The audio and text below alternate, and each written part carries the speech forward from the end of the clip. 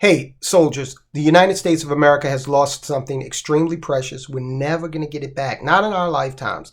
And the loss of this thing has caused our economic reputation and standing not only to decline, but the decline is accelerating. Now, we're going to talk about something called Operation Sandman, okay, here in a minute. Now, this is something that is becoming, more talked about in some financial circles. Of course, if you listen to the Jim Cramers and CNBCs, you probably haven't heard anything about it, and that's fine. But we're going to talk about it. Okay, right now, this thing is very, very, very speculative, and I'm not even sure if I believe it could be pulled off. But if it could, it would change things in a heartbeat for everyone here in America. All right, now, if you do not understand what a bail-in is, if you've never heard of Project Sandman or Operation Sandman, if you are thinking a CBDC is some kind of music recording device, it's all good. No problem. You need to start focusing on what's going on in this economy. So hit subscribe, enlist, become a soldier of finance.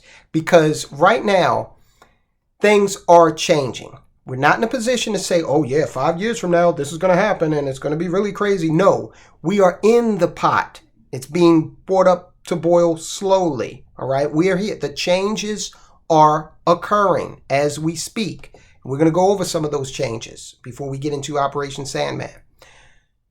Some people, most people, are going to be thrown into the boiling water. They're not going to be prepared for the implementation of a CBDC or central bank digital currency. They're not going to understand why inflation keeps increasing. They're not going to understand why the American dream of owning a home and keeping a job and all, they're not going to understand why those things have become a nightmare in terms of just not being attainable. All right. They're not going to understand that, but we do. So we're going to go through some of the things that are going on here and enlighten you. But we need you to go ahead and do a couple of things. Go ahead and hit the subscribe button. Number one, I've already asked you to do that. Hit thumbs up, whoever you are. If you are here observing, if you've been here for 2 days and you're, a buck private, maybe we got you out peeling some potatoes. It's all good. You'll move up in the ranks. Or you're a full bird colonel in the Soldiers of Finance. Doesn't matter. I want you to hit thumbs up. Help the algorithm spread the message. Let it do the work for us, okay? And share this with a friend. Now, we got a lot of countries that are saying, look, we need to diversify away from the dollar at best, okay? Some are saying, screw the dollar altogether, okay? We're going to position ourselves so we don't need it ever again. Either situation is not good for us, right? Now, I'm going to read off a couple, be more than a couple, more like several. That's more ambiguous. Read off several items that have occurred here recently. Give you some flavor for the magnitude of this snowball as it rolls downhill, picks up speed and material in terms of folk, questioning the dollar. Why is this happening? Well, because we've lost our reputation. All right. That's the thing that we've lost. And we're not getting it back because we've squandered it over the course of decades. Have you ever read the book, The 48 Laws of Power by, I think it's Robert Greene. I have two authors that are both named Greene. One's a physicist. And then in any event, The 48 Laws of Power is a very popular book. And if you like history, you're going to love this book. I wasn't able to put it down. I went through this book in 2 settings. Okay. And I refer back to it very often. Now, law number 5 says, guard your reputation with your life because you're never going to be able to regain that reputation once it is lost. United States, we've lost our reputation. And in so doing, we've caused a lot of countries out there to question us. And when the questions start to be asked, then the mystique, the prestige, the illusion of power, the real power, so perceived power that we saw in action, imagined power, it's all gone, okay? They say, if you read history, the conquistadors, there's some there's some instances where they came over and, they started to be very belligerent with the natives. And they say once a native pricked them, shot them with an arrow or cut them, or once they saw blood, they understood these people are just like us. They can be hurt. And that basically is the economic equivalent of what has just happened with the United States. But it's self-imposed. What we did was we fired an arrow up in the sky, and the arrow was labeled sanctions, and it came back down and hit us in the forehead. And everybody in the world looked and said, hey, wait a minute. They're vulnerable. And so that vulnerability was exposed because countries are like, look, I could be an ally or quasi-ally of the United States and not have to worry about them taking military action against me. Okay? It's, unless time was a factor, and at one point, sure, Saddam Hussein and Iraq were allies, quasi-allies. And we supported them in the war against Iran, and then that all changed decades later. But for the most part, you can be a quasi-ally of the United States. You don't have to worry about military action being taken against you, right? You might even get a military base in your, country, whether you like it or not.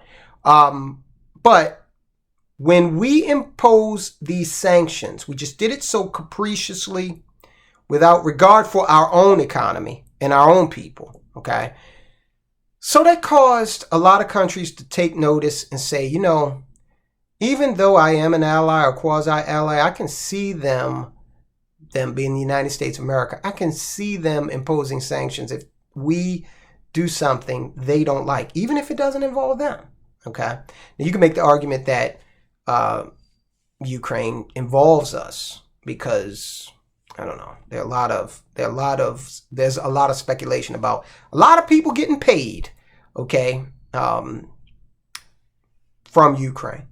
But sticking to the facts, these countries have said, no, we don't want to be put in a position where our domestic and foreign policy is dictated by the sanctioned whims of the United States of America. So we're getting them to diversify away from the dollar or move away from it altogether. Now, what are we seeing as this realignment occurs? And we're going to get to Operation Sandman in just a second. But this is really part and parcel.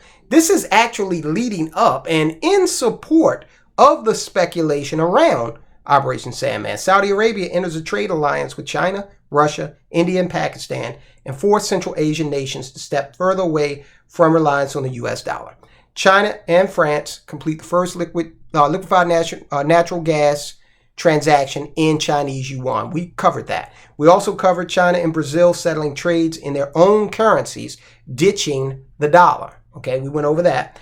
Let's see, the BRICS countries, Brazil, Russia, India, China, and South Africa, they're working on developing a new currency. Now look, guys, I want to stress, don't look at these countries and say, oh, come on, the Indian rupee, come on, the Malaysian, what is it? I forget their currency, the Kenyan shilling, okay? Come on, Tyrone, they're not in competition to become anything on the world stage at any time soon. Okay, they're not going to be the reserve currency. Come on. Don't focus on their currency.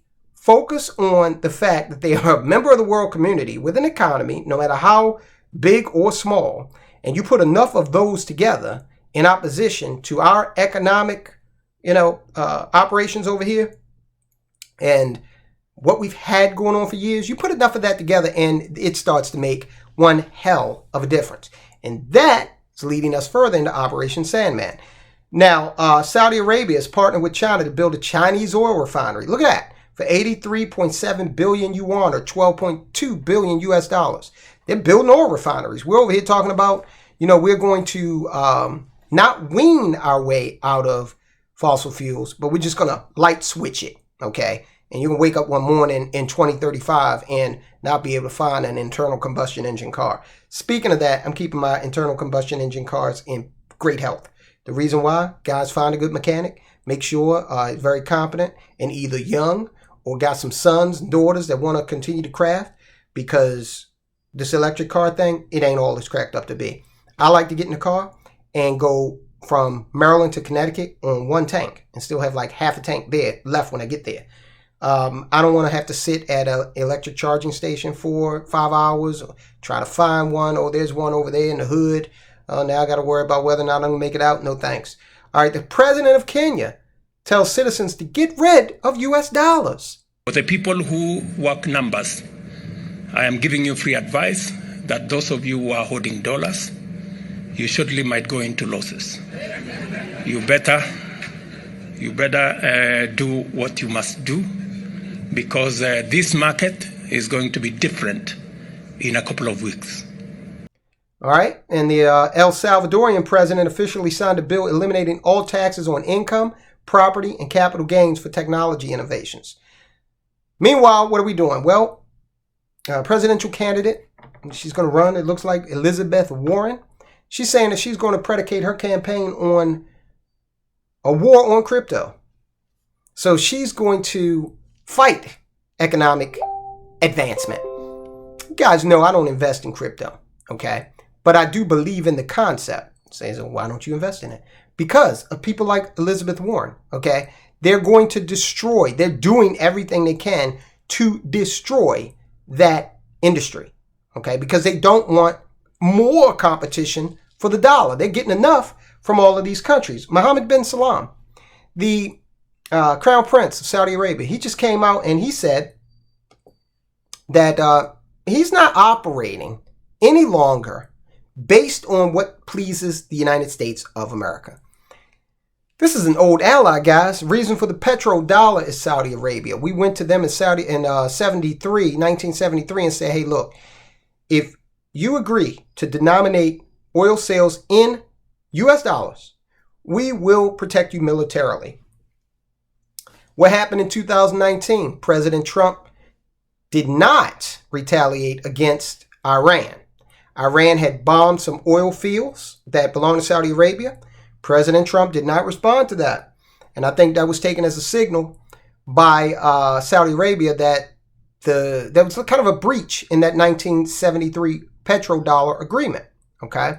And so they started looking to diversify and partner with others, right? I think they had that effect. And then we had Biden come in and slap sanctions on everything from Vladimir Putin himself to Russian dressing. Okay, and the world just said, you know what, this is getting crazy. Okay, we got to move on. We got to move on. So that's what you're seeing. So the speculation is that there is a movement afoot called Operation Sandman. This is from the Twitter account of Deplorable for Trump 2024. This young lady says, and this is, I'm just reading one definition from her account. She's not the person that came up with this, okay? She's just reporting it. And again, this is speculation. I have no idea whether it's going to happen, but I'm going to tell you why I don't think it's going to happen. But the fact that it is even being bandied about is troubling. For those who don't know, Operation Sandman is a collaboration of 100 plus nations in agreement to simultaneously sell off their U.S. Treasury holdings, sending them back to the U.S. dollar, to the United States rather, to collapse the U.S. dollar. The narrative just went public 2 weeks ago. Get ready. All right, so that's what Deplorable for Trump 2024 says in terms of reporting on that. Now, I don't think it's possible for 100 nations, 100 plus nations, to coordinate a simultaneous sale of U.S. treasuries. Somebody's going to lose, all right? Because that's like a bank run. And you know what happens in a bank run. Somebody's got to be last, right? And when he gets up to the door, there's nothing left. Okay, the fixtures are gone at that point. So I think that these countries realize that the positioning of that is not tenable. Also, look, even though these countries are aligning in terms of economics, there's still plenty of tension in other areas between certain countries. Like, for example, Vladivostok is an area of Russia that is disputed. China says it's theirs. There's some dispute in the Himalayas between the Chinese and the Indians. There's dispute with the Malaysians, okay? There's plenty of dispute with African countries because they're saying, look, you're looking like China. You're looking like modern day neo-colonialists to us. You've come in and you've done things like privatize the ports and loaned us money at exorbitant rates that we can never pay back, and call yourself you're going to seize these assets that are integral to our infrastructure. So look, it's not all rosy, okay? There are plenty of tensions out there between all of the players. But what we got to focus on for now is the fact that the United States is looking kind of weak here in this economic department. It's a situation we've put ourselves in.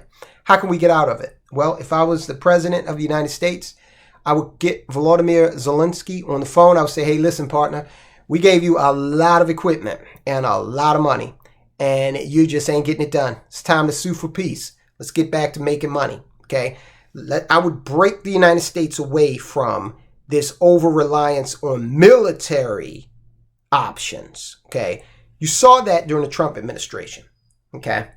But during the Biden administration, we've seen things like, participation in this war. We've seen things like surfacing the U.S. ballistic missile submarine USS West Virginia in order to do what? Okay, they surfaced in the Arabian Sea when Saudi Arabia and Iran started talking about cooperating economically. And that's another area of potential contention because there are two different sects of Islam represented by the Saudi Arabian state and the Iranian state. Okay, and that stuff goes back, right? So we don't know how this is going to look a year from now, 5 years from now, if those ancient conflicts still take precedence over the economic cooperation. We shall see. But I would say, look, Zelensky, this is something that we need to get you together with Putin on. You guys need to start peace talks. And then I, as president of the United States, would get them over here like Carter did with Yasser Arafat and I forget the guy's name from Israel. It escapes me. But I would get them, was it? No, I think that was Clinton that did that, actually. I would get these guys in a room, okay, and they wouldn't leave until we had terms on the table. And the important part of doing that is U.S. leadership, taking a leadership role, showing the world that we're still here, okay? Yeah, we'd hold some meetings in France, or, as well, but the first meetings would be held in the White House, okay? And we're at Camp David, and then we give them some incentive once they sign these documents. We get them in the White House, Rose Garden, as a big time incentive to get this thing back on track. And part of that would be getting rid of these sanctions. Okay, Zelensky, we're cutting off the spigot. No more money for you. Okay, we're giving you enough. We've given you a military. Okay, no more of that. United States can send their contractors in, rebuild Ukraine, okay, make some money, fine. Take the sanctions off of Russia, get back to being a world leader that is thinking about something more than just military conflict, okay? So, guys, look, that's the way I see it. Let me know what you think in the comments. What would you do, okay? I'm the president. You're the vice president. You're Secretary of State. What would you do, okay? Or maybe you're the president. Listen, what I want you to do now, comment first, and then, no, watch this video first. Having trouble making up my mind. Having a Biden moment. Your deposits are at risk. Why are they at risk? Because of the concept of a bail-in. You need to know what a bail-in is, because your money in a bank holds a very specific position that you may not know about. Watch this report. We'll tell you all about it. Tell you why your deposits are at risk. Not could be, are at risk. Guys, I'll talk to you soon.